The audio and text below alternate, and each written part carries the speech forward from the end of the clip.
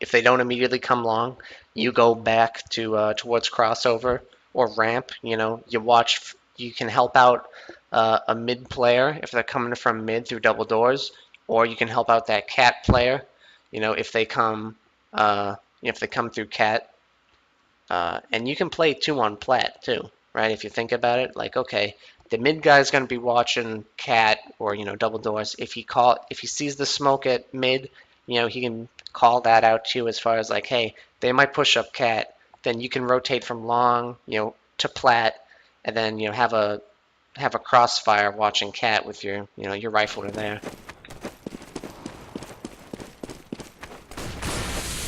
Yeah, you guys play two here. That's a good smoke as far as like you're not going to get picked immediately if a guy tries to quick peek that double door opening spot. You go into plat, which is good. Is this a save round? Yeah.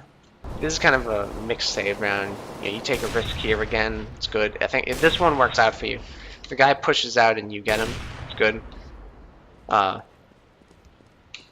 Another one of those situations where after you get this pick, right?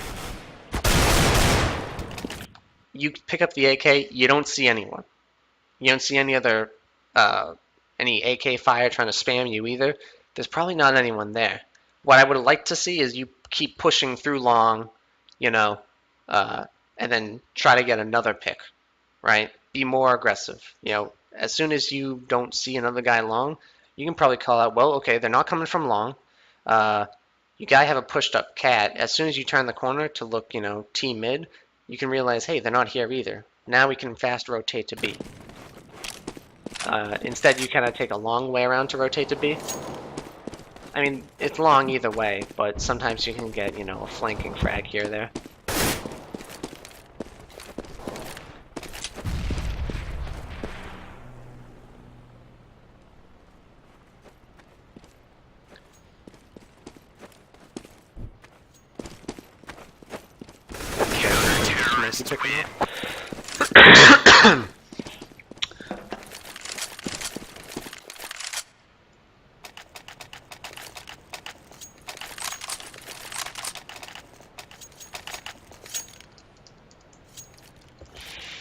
Okay, I think this last round's a B take.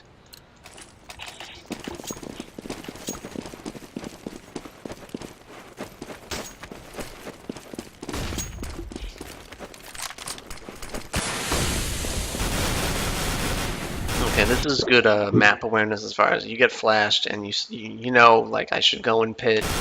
You have a good crossfire here, which is the key, right? Because they don't know you're in pit. You haven't taken any shots.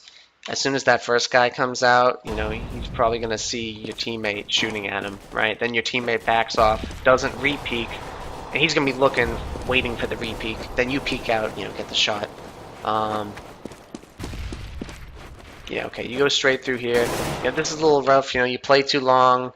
You're gonna be slow on the rotate, and it doesn't work out for you. A lot of times when you play too long, your B guy needs to know how to play in reaction to that, right? He needs to play a little more defensive. Maybe he's watching tunnels from window room. He needs to be in a position where if they try to take B fast, he can initially go for a quick shot and then back out and then try to retake as a team instead of just going for a trade. Sometimes you can't help it, obviously, right? You just get one shot or something stupid.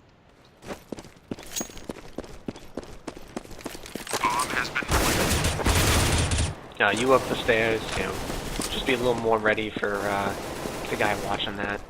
Yeah, so in this position, right, your teammates try to go through window and double doors without you, right? And it shouldn't be the case. You should be taking it as a team. You have flashes, I think. You could have, after you got that initial pick, you could have pop flashed it, right? I forget what nades your teammate has, right?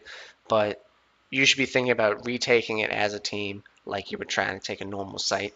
In this case, your teammates both go in. He peeked from window, I remember that, and now you're kind of just like, well, why don't you guys wait for me, right? And that's kind of one of the things you should be doing as a team.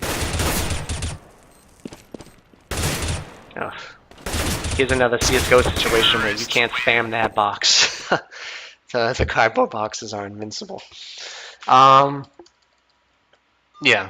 So, I mean, you guys do a lot of things right, though, right? Like, you understand that you gotta take risks on save rounds. You could probably be a little more riskier on save rounds. Um, yeah, don't be afraid to take risks on CT side too. You know, don't spend the whole game trying to play super passive. You gotta mix it up. Um, a philosophy that I used to have is play the extremes, right? Be super aggressive one round on CT side, even if it's a gun round, right? Push through the you know, push through B, sometimes if you don't see anyone, right? And then cut off angles. You win around aggressively, then you try to win a ground playing super passive, right? One of the things that can cause them to do is T sides have to waste time now because they want to hold a couple angles before really committing to a site. Other than that, sometimes your positioning was a little off. Watching Cat in a couple angles, like they weren't good angles. And then, but overall, right, it wasn't bad. You had a lot of good angles. Those 2 rounds with the off watching Cat, you got a couple picks there. Um, Sometimes you commit too much trying to get the next frag instead of either waiting for your teammates to help you. Uh, you know, Re-peeking Cat a couple times, maybe one time too much, right? Instead of falling back to ramp, waiting for your long player to really help you out.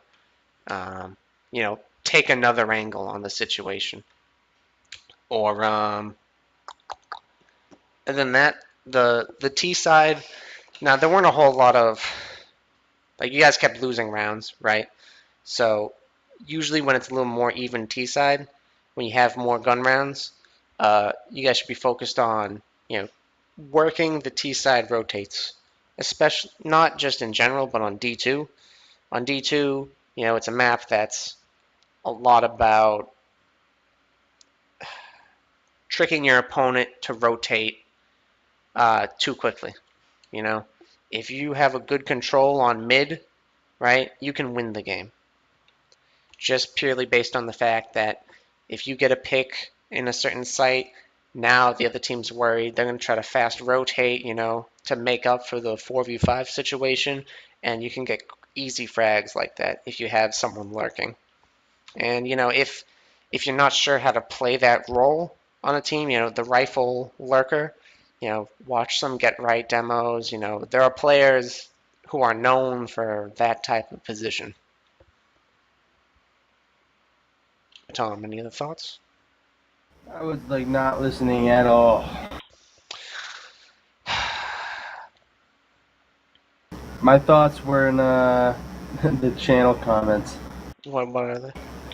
It's a little above where Patrick entered. Don't believe his lies. If you don't YOLO, you ain't doing it right. Hey man, they YOLO'd through a smoke once. I was impressed.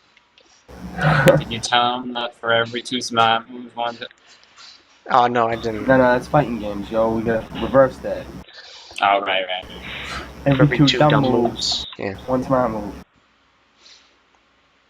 All right. Any thoughts, questions? Yeah, a couple. I know it's probably a dumb question, but what's a good way I could start practicing pop flashes correctly? I just don't know the timing at all, and it's really difficult for me to use my nades correctly. So, how would you suggest that I actually start doing that avidly and sticking it in my head? I think there's some good YouTube videos, but I think the easiest way, you can improve in other ways, but watch a couple invite demos because they're gonna throw the correct flashes, right? Because they practice it, consistently. Just watch a couple of the good matches from this week, because it was D2 week, right? Uh, don't watch the streams because they're not going to be looking for what you're looking for, right? You really need to be in that first person view and wait till they take long or something like that, and look how they flash it. Or, if you're a long player on CT side, watch how when they turn, as far as when they're expecting the pop flash, stuff like that. Demos are the way to go as far as learning your pop flashes. And then, Hold on. you know, They have commands now where you can see the trail of the grenades and where they blow up. when you're watching a demo. No, and when you're in game, so if you go into a local server and turn those commands on, you can kind of just chuck flashes around and see where they blow up. Oh, okay. And see if they would have blown up in his face or not. Like that one video you did where you threw it at the same spot like Oh my god. 20 don't times, even. and then sometimes it would go a different direction. Oh man. Great video. Yeah, I mean, I tried not to focus on some situations is like, oh, you should hit that shot, or your teammate should hit that shot, but that just comes with time, right? I can't really comment on that. All right. One more is we're playing Mirage. I Mhm. think this is the next map. And I don't know what position I'd be playing, if I'd be playing Hopper anymore, because I kind of shit the bed in that last match. But So one thing about Mirage, right? It'll be a good map for you guys to practice. Especially if my smokes are kind of bad, my flashes are kind of bad. Mirage is one of those maps where you can win. You can win the T side just by knowing your T side smokes for taking A. Right? Right. I mean, Tom, who's the team we beat in Maine? That scrim? Oh, Exodus. Exodus. I think you're an invite now. Okay, so we scrimmed Exodus this one time and pretty much just beat them purely on our A take. Oh no, they're dead. Oh, they're dead. Oh wait, no, they're an invite. My bad, wrong Exodus. So one thing, let's see. On Mirage, you can sit on top of you go away on T side. You sit on top of that mini roof that's right above the entrance, and you can throw smokes and flashes over. If you just practice where to throw the smokes, as far as throw one smoke so you smoke out mid. No, what's crossover? What do you call that, Tom? By window? Connected? Connector. Smoke out connector, and then smoke out CT spawn, Split up. and throw a couple flashes, and then like 3-2 split it through T ramp, and then apartments, and you should be good. Knowing your smokes there, can easily win you the round. Get the bomb down fast, and then understand where to, flash after that to delay and the angles they can come from. As far as opping, CT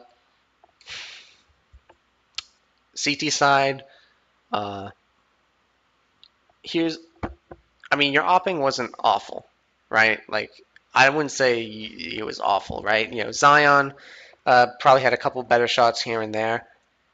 I would say, have him try to main op on Mirage, and then CT side Mirage is one of those maps where you can run 2 oppers on CT side. If you guys are winning rounds and you can afford another op, I'd say have you be that guy to run the second op. Right? In our case, right, when I used to play, we would have, I think, SYN op, and then Tom would sometimes op, or Yeah. you kind of be that secondary op. Hybrid. Right, hybrid. But I wouldn't give up on opping. You weren't that bad.